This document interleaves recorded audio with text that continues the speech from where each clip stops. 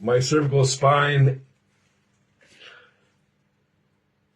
between the lateral plica and like kind of enforcing that through the plica. So just my neck coming through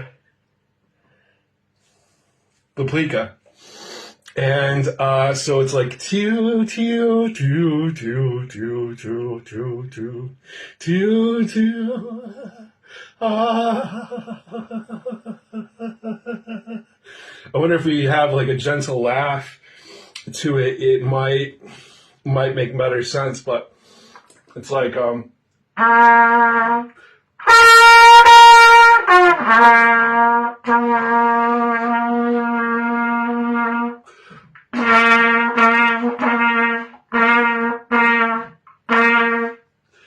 yeah, for sure it's that, and then it's also bursting through the bell at full width. So it's like your spine bursting through your tongue, bursting through the bell.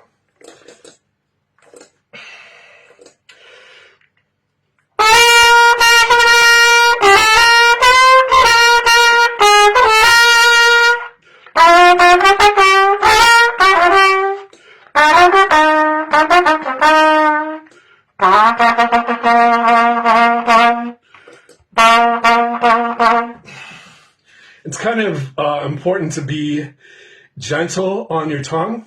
Like maybe that could be the human part of it in a way, if you think about it, or a reed, like kind of it would be in a saxophone or another like instrument. So it's like mainly your tongue takes that and it's lateral in a way because you're using the plica like reeds. So it's like a stereo reed effect, right?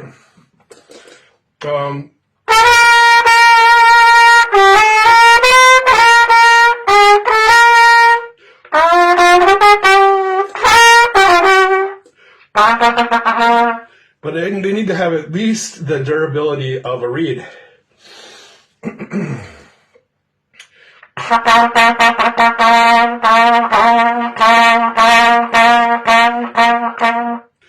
And the spine has to be twice as firm, to be able to show off the natural effect of the two reeds that are your plica, right? So, and then they include, two arms on the back of them.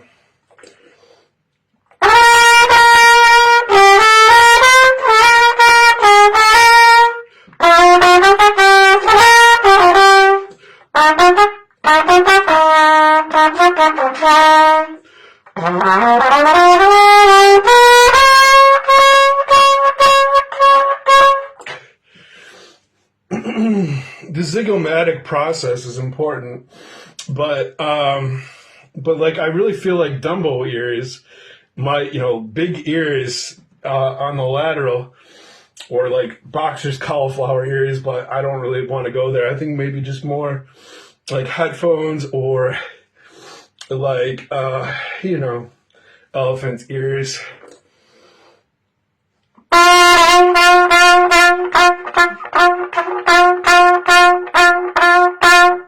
And I guess with all trumpet, you don't want to forget your lower abdomen towards your hips. Like you gotta be mounting a horse, I guess.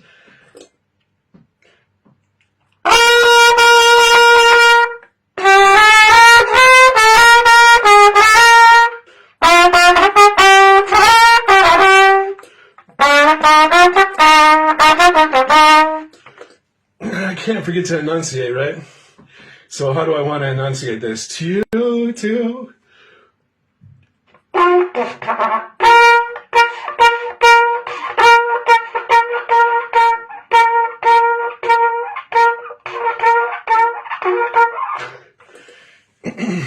Might actually have a lot to do with the length of the perceived length of the plica. The fact that you're kind of, let's pretend that you're kind of like opening up, using the plica to expand the bell, to allow your spine and through and, kind of walk your hips through,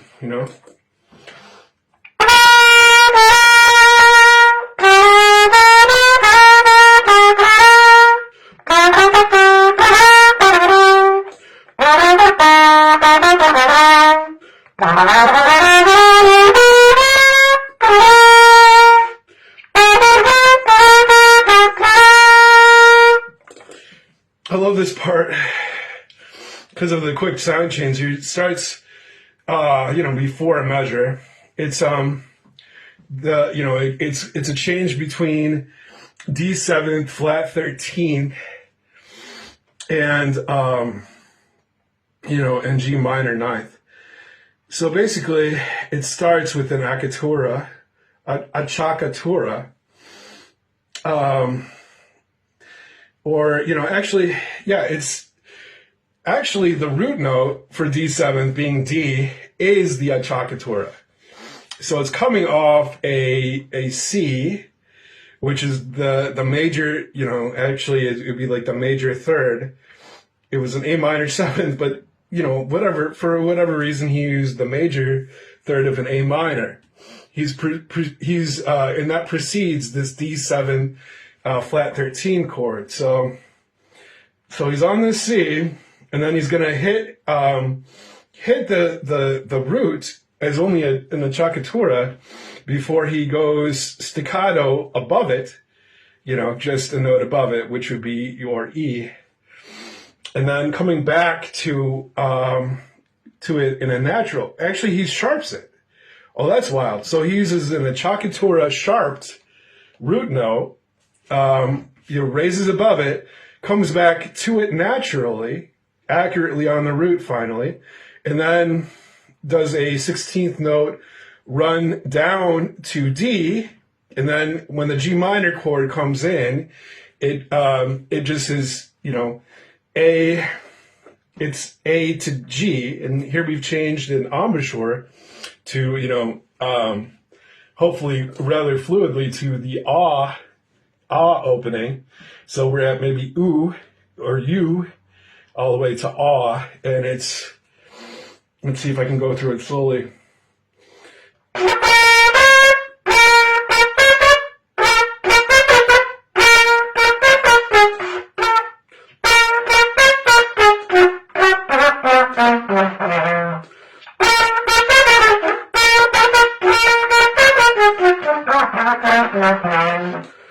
It should sound like a engine, I'm guessing a 4-cycle engine slowing down.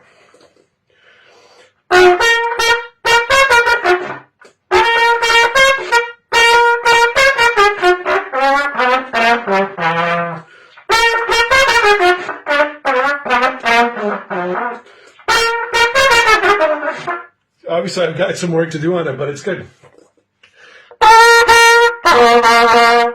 Back to the fundamentals I was talking about. Separate my spine, and not separate my spine, separate my bell to promote my spine.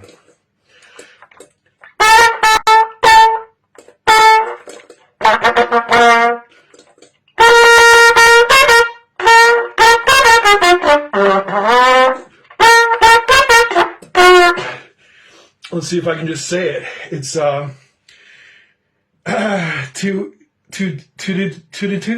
to the T, I'd say ta or T probably to the T. That's probably why I didn't speak it right. To the T to good. It's either to ku or for the acciaccatura or to the T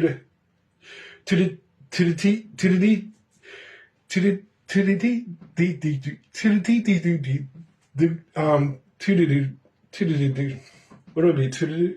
No, it's probably to because it's 16ths, right? So it could be tuku or to. We need to alternate to do at least a double tongue on 16th. Because it's not going to be a straight to. The only two note that's not followed by a ku or a do sound would be the E that comes right after the acciaccatura, and it's a staccato E. So let's just play those three notes. The first three notes that includes the acciaccatura for the D7 flat 13 chord.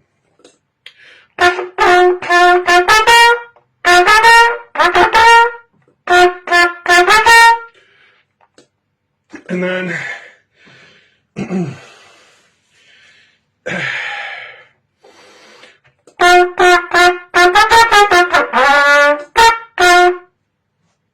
to-do. I don't know why I'm gapping the middle of that 4/16th note run. And really, if you go into the next chord, which we just do anyway, it really kind of skips over the measure. It's not, we're just going straight through the G minor ninth, ideally, even though we change embouchure when that chord change happens.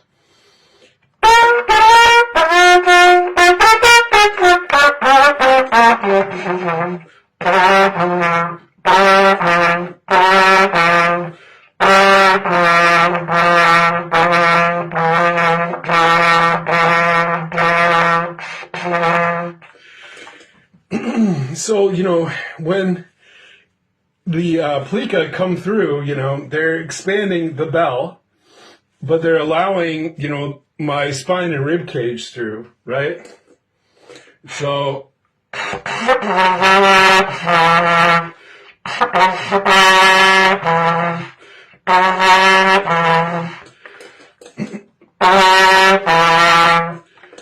in like little runs, like descending runs.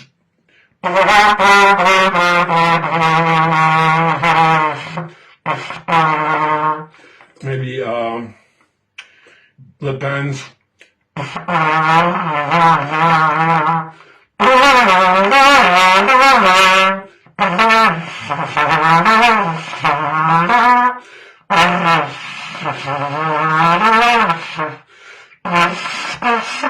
That's what I need to do.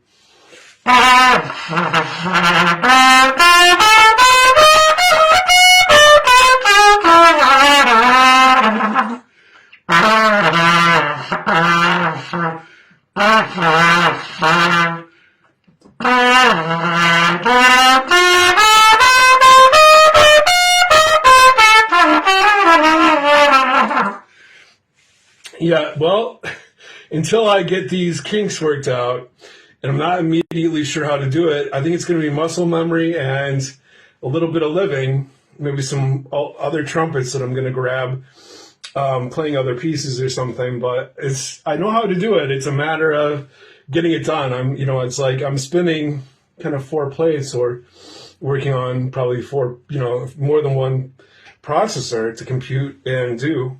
So, and then I just really want to sound like an engine, coming off a gear at a high speed. It's not to damage itself, but it really I just want it to sound like it's a well-working, well-oiled machine. Not to say that it isn't, but yeah, I'm going to add oils to these valves, even if they are, lubed enough, things like that, just to make sure that I have the mind to make this sound engine worthy, like a trustworthy engine. And that's what a good musician should sound like.